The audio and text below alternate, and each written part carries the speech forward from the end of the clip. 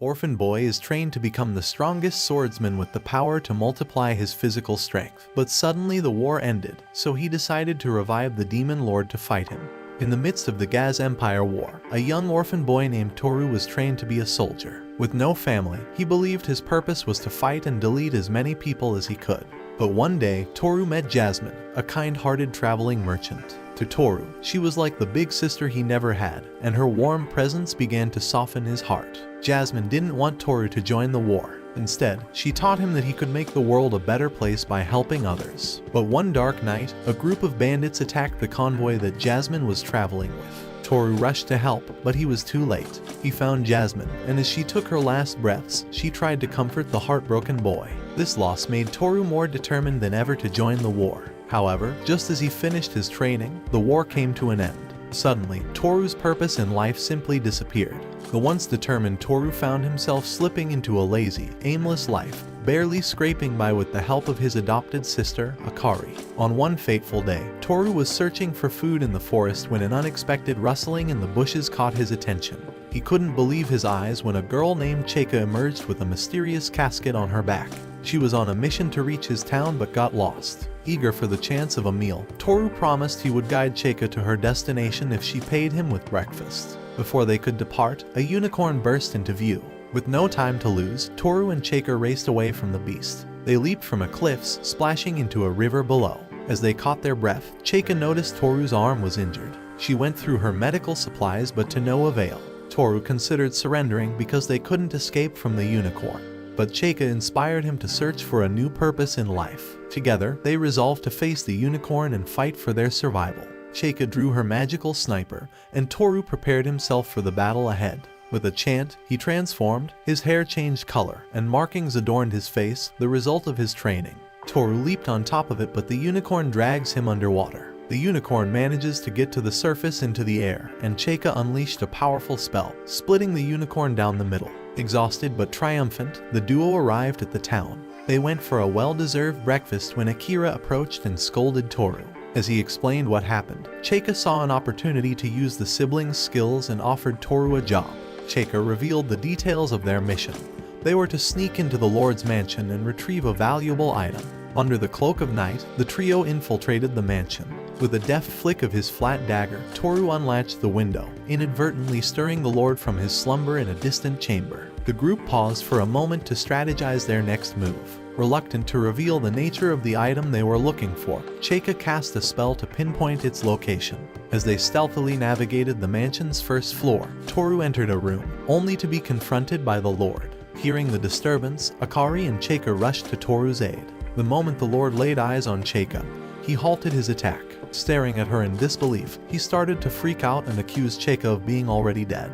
After retreating from the room, Chika and Akari dashed off to locate the item as Toru distracted the Lord. They engage in a battle, but the Lord fights at long range, throwing knives. Toru decides to use a curtain mannequin as a distraction, but the Lord sees through it. He's forced to back down and prepare more traps, because without them he cannot defeat his opponent. The Lord starts using all his furniture to attack Toru, who can barely dodge his attacks. But at the right moment, he activates his traps, hanging the Lord's feet in the air. The two girls soon discovered the item, a severed right hand encased in a glass jar. With the item secured, the trio hastily fled the mansion. But they found themselves ambushed by the Gillette Corps, a post-war agency demanding to get Chika and the magical hand. Akari whisked Chika to safety while Toru, clutching the glass jar, led the Corps on a heart-pounding chase through the city. But eventually, Toru was cornered by the relentless agents. They revealed that Chika was actually the daughter of Emperor Arthur Gaz of the Gaz Empire,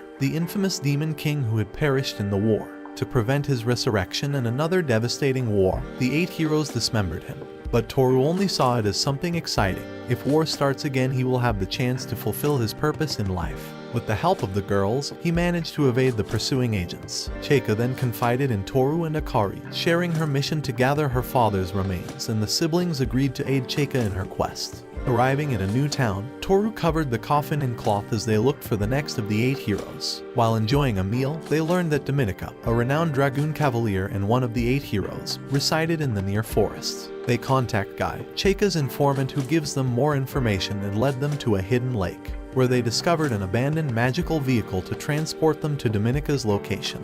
During their journey, Chayka shared her fragmented memories. She had been abroad when her father was slain and struggled to remember events surrounding the war.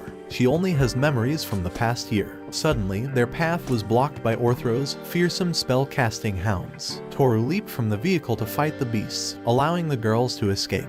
But the hounds proved too powerful, and Toru was knocked down, vulnerable to be eaten by the wild beasts. In the nick of time, a blonde female knight swooped in to save him. She introduced herself as Dominica, the hero they have been looking for, and invited the trio to stay at her mansion. Toru proposed that they first ask Dominica for Arthur's remains peacefully, resorting to force only if necessary. Chayka felt conflicted, as Dominica had saved them and shown kindness. The following day, Toru requested Arthur's remains from Dominica. She agreed to hand them over if they could defeat her in a match. As they prepared, the group noticed something peculiar. Dominica didn't recognize Chayka, despite being one of the 8 heroes. In the heat of the battle, Toru and Akari fought Dominica using their Iron Blood transformation forms. Still, her powerful dragoon magic nearly overwhelmed them. But Toru cleverly deduced that the Dominica they faced was not the real one, but her dragoon assuming her master's form. After Chayka's well-aimed shot, the dragoon revealed its true form. Using their skills and the dragoon's earlier clue that its forehead was a weak point, the trio defeated the creature. In the aftermath, the dragoon resumed Dominica's form and shared the truth. Dominica had passed away from illness after the war. The dragoon, bound by their close bond and unable to forget Dominica, had assumed her master's form, seeking purpose in life. As promised, the dragoon handed over Arthur's eyes to the trio. Then, making a surprising decision, the dragoon chose to accompany them on their journey, transforming into a young girl named Frederica who wanted to find a way to defeat Toru. As they head to the town of Parameral, the group were suddenly ambushed. Toru managed to capture one of the attackers, only to find she looked strikingly similar to Chayka. Meanwhile, Chayka was seized by a member of the opposing group. The skirmish was cut short as the Gillette Corps appeared, forcing both sides to retreat. Once they were safe, the captive lookalike revealed her name to be Chayka. She, too, claimed to be Emperor Arthur's daughter and sought her father's remains. Let's call her Tu. But unlike Chayka, Tu intended to use her father's power to get revenge on the 8 heroes and those who had abandoned him during the war. She also reveals to Toru that there were other girls named Chayka, all claiming to be Emperor Arthur's daughters. Eager for answers, Akari left a note for Tu's companions, proposing a meeting. As they planned their meeting, Tu questioned Toru's loyalty to Chayka and tempted him to join her side, promising she will fulfill his wish to start a war. The 2 groups eventually meet, where they exchanged hostages. Despite Tu's enticing offer, Toru stayed true to Chayka. He recognized Chayka will trust anyone and knew that she needed his protection. After each group goes its own ways, Toru's team receives a tip from Guy about the next hero's location. They ventured to a mysterious valley shrouded in a magical fog. As they navigated the treacherous landscape, they accidentally tumbled into the fog, with Frederica swooping down to follow. Inside the fog, they discovered that it generated illusions, tricking Toru into thinking he and Chayka had survived the fall and become a couple, only for Gillette to appear and snatch her because they will get married. Confused, Toru dashed towards the protective barrier, but his friends pulled him to safety. Determined to end the fog's illusions, they resolved to destroy the machine that created it. Chayka cast a spell to temporarily dispel the fog, allowing them to locate and dismantle the machine. With the fog gone, they encountered Simon, the hero who was driven mad by his own creation. Simon confessed that he built the fog machine for revenge because his wife and best friend had betrayed him. The fog forced others to experience the pain of betrayal by their loved ones. The group retrieved Arthur's leg from the machine and left Simon behind. While on their journey, Toru's group found themselves running low on magical fuel for their enchanted vehicle. They discovered a shop with precious fuel in stock. While purchasing it, Toru and Chayka learned from the shopkeeper that a duke, who ruled over a floating fortress, possessed one of Arthur's remains. Eager to continue their quest, the duo decided to venture to the floating fortress in search of the item. Upon reaching Iveco, Toru and his friends sensed something peculiar as they noticed an absence of young women and a shortage of magical fuel. They soon discovered from a shopkeeper that the Duke had been using the town's magic fuel to power his floating fortress, and his soldiers were kidnapping the town's women. The group devised a plan to infiltrate the floating fortress. Akari disguised herself as one of the captured women, and later enables the others to enter the fortress through the windows. Unbeknownst to them, Vivi and Zeta from the core agency had also snuck in. As they searched for the floating fortress's magical engine, the group was ambushed by the Duke's soldiers. Toru and Chika managed to flee, while Frederica was injured and Akari was captured. Akari was taken. While carefully scouting the fortress, Toru and Chika encountered a girl named Layla, who pleaded for help rescuing the captured women. They follow her, but it was all a trap, as Layla was revealed to be another accomplice of Ricardo and Grad. She takes Chika, leaving Toru surrounded by enemies. He wants to help her but gets attacked by his own sister, Akari. He's forced to not only fight the soldiers but also his sister at the same time. Without an option, he decides to run away and fight only Akari. They exchange blows as he asks her why she betrayed them, but she never replies. When Akari was captured, she was taken to Ricardo, the Duke's youngest son, who revealed that he killed his whole family and was using his father's name for his own schemes. Ricardo's wizard advisor, Grad, casts a spell on Akari to control her mind and attack her comrades. As they continue their fight, Toru ends up being dropkicked into a massive fall, only to be saved by Vivi and Zuida. They explained their goal to each other and agreed to join forces to find their friends and escape the fortress. In another part of the fortress, Layla brought Chika to a room, revealing she knew Chika's true identity. As they searched the fortress, the trio uncovered the horrifying fate of the captured girls. Ricardo had tortured them, and Grad used their painful memories as magical fuel for the fortress. Meanwhile, Layla confessed that she was also a Chika, known as Blue,